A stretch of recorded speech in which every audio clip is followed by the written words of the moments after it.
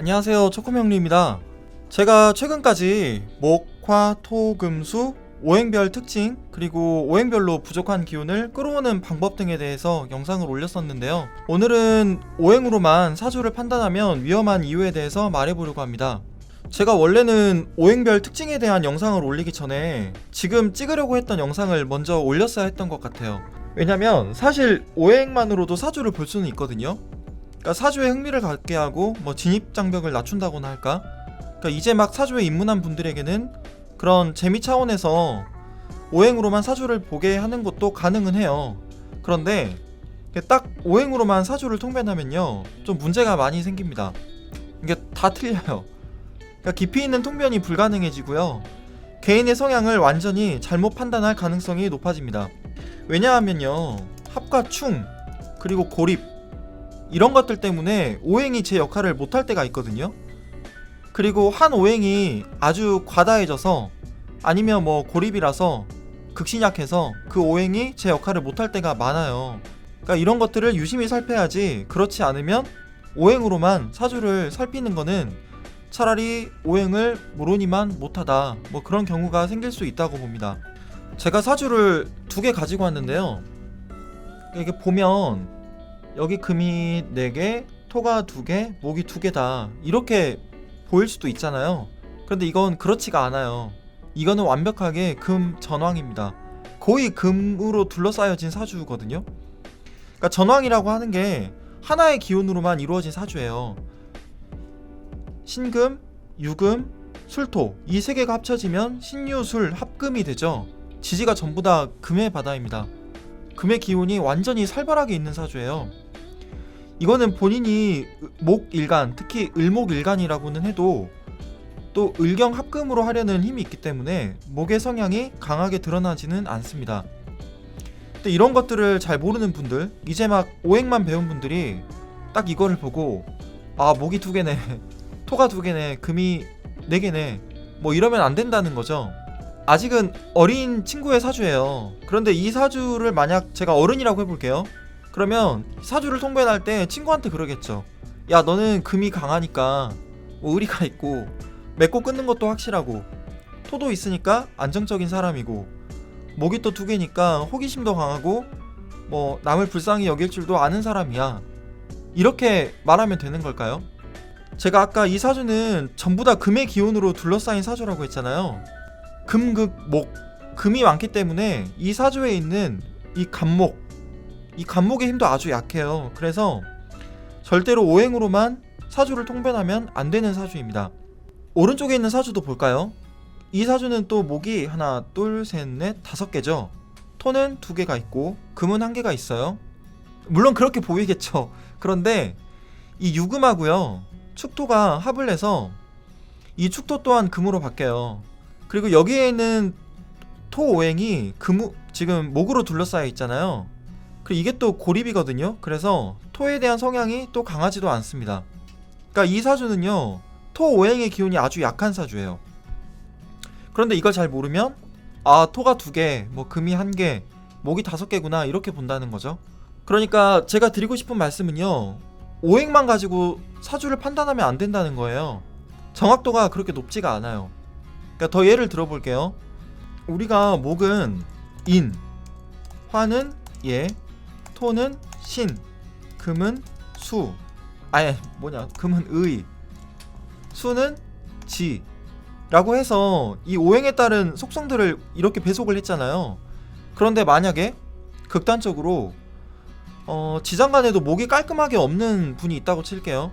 그러면 그분은 목이 상징하는 뭐 측은지심이나 호기심이 없는 분인 걸까요? 이게 좀 이상하죠? 아니면 화오행이 우리가 신체로는 뭐 심장, 성정으로는 A를 상징하잖아요. 그런데 만약에 지장간에도 깨끗하게 화가 없어요.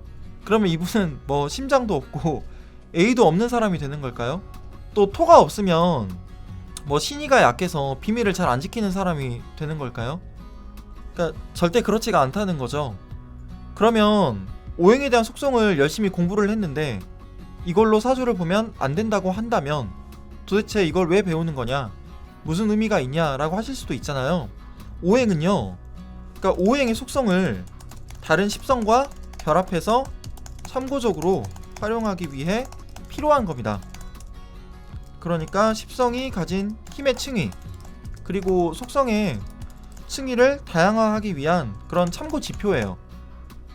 예를 들어서요, 십성 중에서 인성이 있잖아요. 근데 이게 목인성, 화인성, 토인성, 금인성, 수인성, 이렇게 5개가 있겠죠. 인성 중에서 가장 동정심, 연민, 측은지심이 강한 인성이 뭘까요? 당연히 목인성이죠. 인성이 공부를 뜻하기도 한데 한 분야에 대한 가장 깊이 있는 끈질긴 인성은 뭘까요? 토인성이에요. 한 분야에 매진하면 가장 공부나 연구의 성과가 크게 나타나는 인성이 이 토인성입니다. 그러면 가장 종교적인 인성은요? 수인성이에요. 수가 지혜를 뜻하기도 하잖아요. 그러니까 저녁 시간이다 보니까 수가요. 저녁 시간이다 보니까 해자축, 보이지 않는 세계를 뜻하기도 할 거 아니에요. 그러니까 보이지 않는 세계, 철학이나 죽음이나 이상향, 명상, 형이상학 같은. 그래서 수는 종교적인 믿음을 뜻하기도 합니다. 인성 중에서 가장 종교적인 특성을 띠어요. 그러니까 이런 식으로 오행의 속성을 십성하고 결합을 해야지 절대 1차원적으로만 해석을 하면 안 된다는 거죠. 그러니까 우리가 사주를 중급 이상으로 공부하시다 보면요, 12운성이라는 걸 공부하게 되실 거예요. 12운성, 이게 절, 태, 양, 장생, 목욕, 관대, 걸록, 제왕, 쇠, 병, 사, 묘. 12운성이라는 게요, 오행이나 십성, 육친의 힘이 얼마나 강하고 얼마나 약하냐, 그 힘을 살펴볼 수 있는 지표거든요. 그러니까 저도 최근에 유튜브 시작하다 보니까 일단 이 오행별 특성에 대한 영상을 올리기는 했는데, 이거는 참고만 하시고요, 이걸 배웠다고 오행으로만 사주를 보는 건 저는 권장해드리지 않습니다. 토가 안정감, 중용, 조화, 이런 걸 상징한다고 하잖아요. 그런데 사주에 토가 하나도 없다고 통변을 할 때 당신은 늘 불안감을 느끼는 사람입니다, 이렇게 통변을 하면 당연히 안 되겠죠. 그러니까 생각을 해보면 불안감을 안 느끼는 사람이 어디에 있겠어요. 물론 오행으로만 사주를 볼 수는 있기는 해요. 제가 또 2가지 사주를 가지고 왔는데, 왼쪽은 보시다시피 목하고 화가 좀 잘 발달한 것 같네요. 오른쪽에 있는 사주는 금하고 수가 좀 강합니다. 특히 오른쪽에 있는 사주를 보시면 해, 자, 축, 이건 다 수국을 이루잖아요. 또 신자 합수가 되니까 또 수국이고. 그런데 제가 이 2명식을 갖고 온 이유가 어쨌든 상관이 좀 강해서예요. 둘 다 자기를 표현하는, 자기의 손과 발을 쓰는 상관이 식상이 발달이 돼 있어서 가지고 왔는데, 자, 여기서 퀴즈를 내볼게요. 이 왼쪽과 오른쪽 사주 중에서 가장 자기를 표현하기 좋아하는 사람이 누굴까요?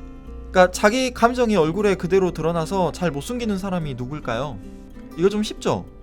정답은 왼쪽 목하고 화가 많은 사주입니다. 목하고 화는요, 성장하고 발산하는 에너지잖아요. 아무래도 목화가 많은 사주가, 강한 사주가, 잘 발달된 사주가 표현 욕구가 강한 건 또 사실이죠. 금과 수 오행이 발달한 사람은 좀 과묵합니다. 왜냐면 금하고 수는 결집하고 수렴하는 에너지잖아요. 결론을 내리면요, 오행으로만 사주를 통변할 수는 있는데 크게 권장하지는 못하겠습니다. 대신에 오행의 속성은 나중에 십성하고 결합해서 좀 통변을 다양화하기 위한 그런 기초적인 지식이라고만 생각하시고요, 그런 관점에서만 공부하시면 딱 좋을 것 같아요. 제가 유튜브를 보니까 오행만 가지고 통변을 하는 그런 풀이하는 강의 영상들이 꽤 많이 있더라고요. 그래서 물론 초보자분들이 오행으로만 통변하는 걸 재미적인 요소로 받아들이고 접근을 하는 것도 좋겠지만, 그거에만 너무 매몰되다 보면 공부가 깊어지지 않을 수도 있겠다 싶어가지고 오늘 한번 영상으로 찍어봤습니다. 제가 기회가 되면요, 각 십성별로 오행에 따라서 어떤 특징을 보이는지도 한번 이야기해보려고 해요. 물론 이거는 한 중급 이상 정도는 돼야겠죠? 이제 마무리할 시간이 됐습니다. 저는 지혜를 찾아서 오늘도 명리를 공부합니다. 여러분들 모두 내일은 오늘보다 더 행복하시면 좋겠어요. 다음에 또 뵐게요. 그러면 안녕히 계세요.